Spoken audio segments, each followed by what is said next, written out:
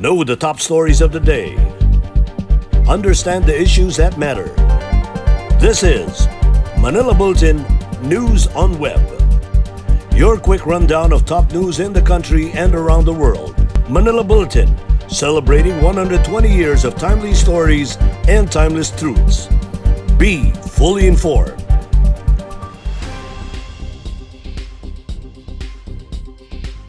Hi, I'm Barbie Atienza. This is MB Now, and here are your news on web. President Rodrigo Duterte has ordered the implementation of the Advanced Passenger Information or API system to strengthen border control through the strict and intensified enforcement of Philippine immigration laws. Duterte on Tuesday signed Executive Order number 122 pushing the adoption of the API system, which refers to an electronic communication system that collects biographic data from machine-readable passports, other official travel documents, or basic details provided by commercial carriers. Aside from strict enforcement of immigration laws to enhance the Philippine border control, Duterte emphasized the upgrading of screening capacity to enhance border integrity, manage international traffic flow amidst dramatic growth in passenger numbers, and ensure public safety and security. Under the EO, the captain, master or agent or owner of a commercial carrier whose vessel or aircraft is arriving in or departing from any port within the Philippine territory shall provide the Bureau of Immigration the API of its passengers and those of the crew and non-crew members. It shall serve as initial security vetting of passengers, crew, and non-crew members to effectively facilitate and expedite the travel or the arrival and departure process of legitimate travelers during primary inspection. This, however, shall not exempt any passenger, crew, or non-crew member from submitting to physical primary inspection at the immigration counters of the ports of entry or departure. The EO also states that the BI may share information contained in the API in furtherance of regional and international security. The government is not playing favorites among potential coronavirus vaccine suppliers and will get only the safe and effective medicines available in the market. Presidential spokesman Harry Roque made a statement after defending the government's decision to initially acquire millions of doses of China-made vaccines to protect Filipinos from the new coronavirus disease. The vaccines developed by Sinovac Biotech are so far the only available for delivery early next year, according to Roque. The government earlier announced plans to finalize negotiations with Chinese biopharmaceutical firm Sinovac this week to acquire 25 million doses of vaccines for delivery early next year. Vaccine czar Carlito Galvez Jr. announced Monday that the Chinese company is committed to supply the vaccines by April 2021, but the government is negotiating the delivery by March instead. Roque explained that the government decided to get supplies from Sinovac since it could not get supply commitment from Pfizer, AstraZeneca, or Moderna early next year. He admitted that Pfizer could only commit vaccine delivery between the second and third quarters of 2021. Roque said the cost of the vaccine is also part of the government's consideration. The Department of Education on Wednesday bared its suggested steps in the selection of participating schools for the dry run of face-to-face classes next year. DEPED Secretary Leonor Briones said among the requirements for participating schools will be consent from the local government. Briones also said that schools located in areas classified by the Interagency Task Force on Emerging Infectious Diseases as low risk will be considered for the pilot testing of face-to-face classes. The DepEd Secretary meanwhile said there have already been 3 regions that opted not to participate in the dry run. Among them was Davao. The other 2 regions were not disclosed. As for the learners, Briones said only those who were allowed by the parents can participate in the pilot testing. The Education Secretary said there should be a written consent coming from the parents allowing their children to participate in the dry run. When asked about how many students there would be in one classroom during the dry run, Briones said it will depend on the grade level and the size of the classroom itself. Briones said students will likely only go to school once or twice a week on limited hours for the pilot run. In Metro News, 50 portable toilets installed in Parola compound. Mayor Vico Soto urged everyone to do their part in preventing surge of COVID-19 this holiday season. And Pasay LGU and SM Mall of Asia launch outdoor food market. More from this report. At least 50 portable toilets were installed in Barangay 275 at Parola compound in Tondo, Manila on Tuesday as part of the city's government's Cobeta Co project. Under the project, a portable container-based toilet technology developed by Luwat Limited will be used. The said company secured funding from the Bill and Melinda Gates Foundation for the Cobeta Co project. Manila Mayor Francisco Escombrano Dumagoso said the project is a realization of his dream to provide dignified toilet facilities for the poor and promoting proper hygiene to avoid catching illnesses. The project is also in coordination with the Metropolitan Water Works and Sewerage System and Manila Water Services, and it will be effective for a year. Pasig City Mayor Vico Soto underscored the importance of public's cooperation in preventing the surge of COVID-19 cases this holiday season. Experts from Octa Research Group said that the metro reproduction rate from COVID-19 has reached the threshold of 1, which means the virus is spreading faster. Mayor Vico has continuously warned Pasig residents to avoid holding family reunion and other activities involving a large number of people this holiday season. The Metro Manila Council, composed of 17 mayors in the capital region, has agreed to ban outdoor caroling to avoid the spike of COVID-19 infections. The Pasay City Government and SM Mall of Asia launched an outdoor food market to help restaurants owner those workers who were laid off and to revive the local economy. Mayor Emmy Calixto Rubiano led the launching of Pasayahin Bayumihan, an outdoor food market at the North Foundation SM by the Bay in collaboration with the Restaurant Owners of the Philippines and assisted by Mercato Central and Globe Telecom. Department of Tourism Secretary Berna Romulo Puyat and Assistant Secretary Verna Buensoseco also graced the event. Puyat said that the outdoor events is a welcome sign that the country has entered a new phase, the start of the economic recovery and the restart of domestic tourism. The Pasayahin Bayumihan is open daily from 3 p.m. to 10 p.m. Here are the top news in other parts of the country. Notorious gun for hire killed Pangasinan journalist, according to authorities. Philhealth subsidizes 40.9 million pesos for COVID-19 services in Western Visayas. And 3,478 cops deployed for the holidays in Caraga region. Details in this report.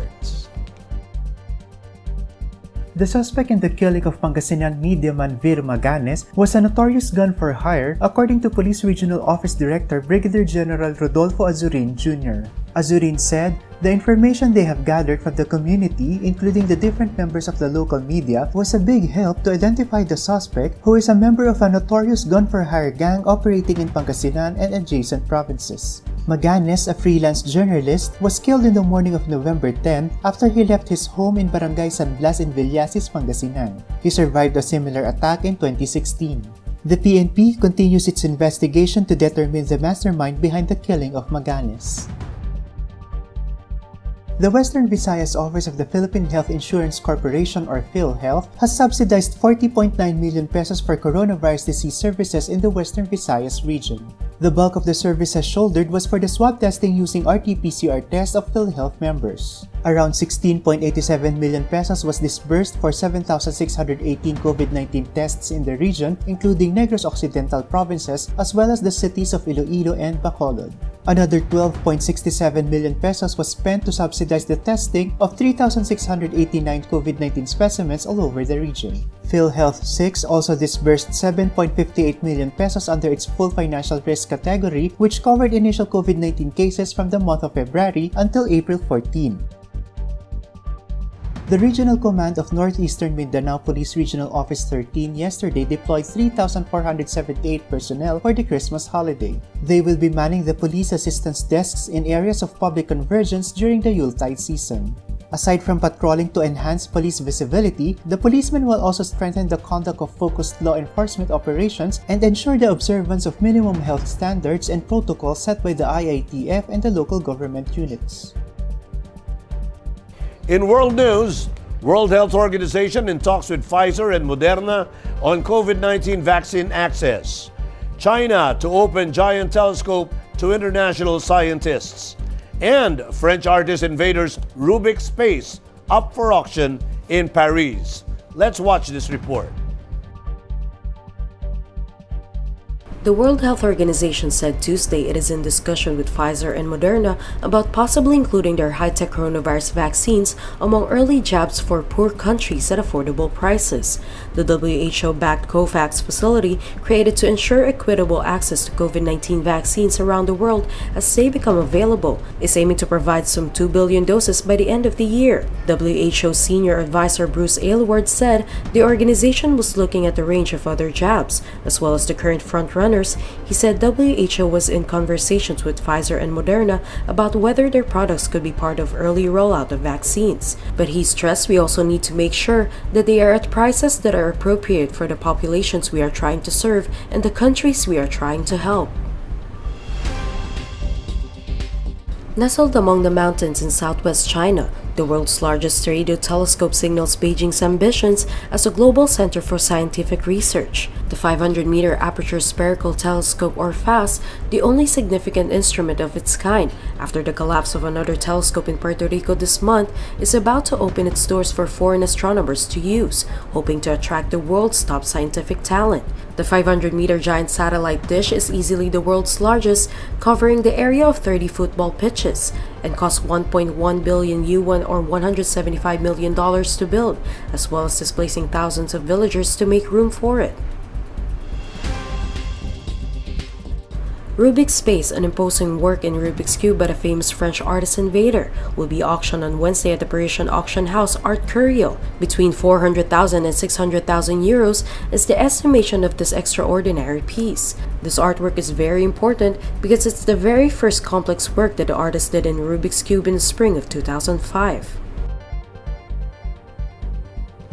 In entertainment, the award-winning documentary film Aswang continues to win grand prizes abroad, taking home its 5th international award, and this time at the 2020 Festival Film Documentaire in Indonesia. Earlier this month, the film won the Best International Feature in this year's RIDM Montreal International Documentary Festival in Canada. The 19th Festival Film Documentaire aims to exhibit films that capture actual issues around the world and provide critical perspectives. The festival was held in Yogyakarta, Indonesia, and ran from November 25 to December 14. In sports, the Philippine Sports Commission will discuss clarifications on the recent Interagency Task Force resolution allowing the training of national athletes competing in the 2021 Tokyo Olympics, including athletes who have high chances of qualifying for the Olympics that the PSC has already predetermined. Presidential spokesman Harry Roque announced on Tuesday the approval of the Philippine Olympic Committee's request for the resumption of training for Olympic-bound athletes under a bubble setup. However, 3 of the current 4 Olympic qualifiers are already training extensively abroad. They are pole vaulter E.J. Obiena in Italy, gymnast Carlos Yulo in Japan, and boxer Yumir Marshall in the United States.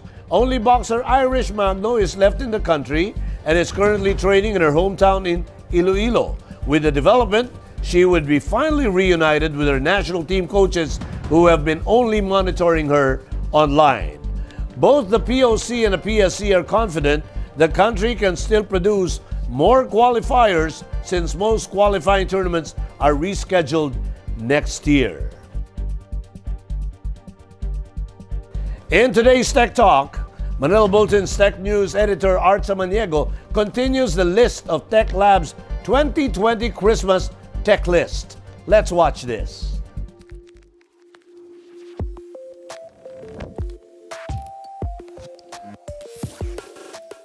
Hello and good day. Welcome to the second part of our 2020 Christmas Tech List. Today we will take a look at more gadgets to add to your wish list this Christmas.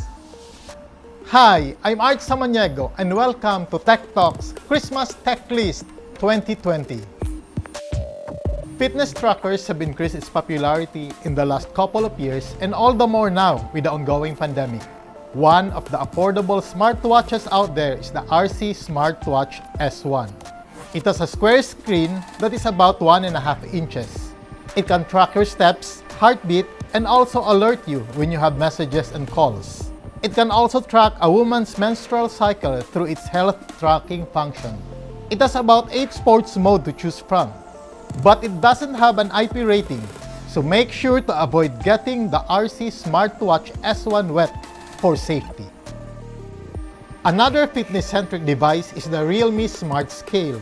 For more health-conscious and or fitness buffs out there, the Realme Smart Scale can also track your heartbeat and 16 other types of health measurements, including your body mass index, fat rate, muscle rate, and of course your weight. It is powered by 4 AAA batteries and can last you for a year. It comes with a mobile phone app that will record your progress and can also give you tips on what to do to achieve your goal. For couch potatoes out there and the movie buffs, we have a gadget for you as well. The Epson EF100W projector is your ultimate Netflix and chill partner.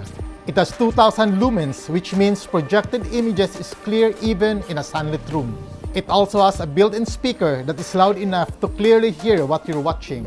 It has a mesh back cover that hides the cable connections so that you can tilt it up and watch from your ceiling.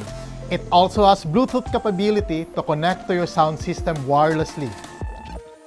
Speaking of sound devices, we have listed down some of the best sound devices available. First up is a sound device that may look like that mysterious monolith that keeps appearing everywhere. The Samsung Gigaparty Audio MXT70 is a type of monolith you would want to appear in your house. It can connect wirelessly via Bluetooth, which is a perfect partner to your smart TV and your Bluetooth-capable projectors. It can also pair wirelessly to other MXT70s for a more surround sound while watching a movie or during a party. It also has dedicated microphone jacks so you can sing a duet during your intense karaoke nights. For a more personal audio listening experience, we have the JBL Club 1. It has Google Assistant and Alexa off the box that you can activate by pressing a button. Its main feature is the smart ambient aware capability that can let in as much ambient sound around you so as you can still talk to someone without removing the headphones, and also so that you can still be somewhat aware with your surrounding to avoid that awkward moment of ignoring someone that is trying to get your attention. This sleek and premium headphone can let you listen up to 45 hours in a single charge. Another JBL headphone is the JBL Quantum 1. This wired headphone is created for gamers and has 7.1 simulator sound and active noise cancellation for full gaming immersion. It has a removable microphone with its own mute button to make sure you can clearly communicate with your teammates online. It has a special sound and head tracking capability to intelligently track where the sound should come from and make sure that it is as realistic sounding as possible. Now for mobile devices, we have the Cherry Mobile Superion S2 Plus tablet. It is an 8-inch tablet with HD 1280 by 800 resolution. It runs using the Android Go Edition operating system, which built for smartphone with 2 GB of RAM or less. This means apps runs 15% faster on an entry-level device. It has 2 GB of RAM and 16 GB storage that is expandable up to 64 GB through micro SD card slot. It also has Wi-Fi, 3G, Bluetooth, and a SIM slot for more computing while on the go. For an ultimate mobile device, the Huawei Mate 40 Pro is on top of the game. It's a 5G ready device with top-notch triple camera with 50 megapixel lens with Leica optics as your main shooter. It has a 6.76 inches OLED display with EMUI 11 and Android 10 OS. It has an edge-to-edge 88 degrees horizon display that offers remarkable immersion and is comfortable to grip. Its Kirin 9000 5G processor is capable of multitasking, processing massive amounts of data, and powering instantly responsive AI computing with ease.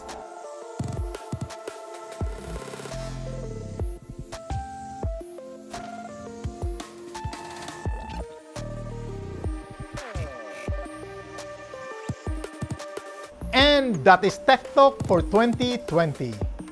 Join us again on January for the latest gadgets and updates in the tech world. This is Art Samaniego. Have a Merry Christmas and a Happy New Year. Be fully informed.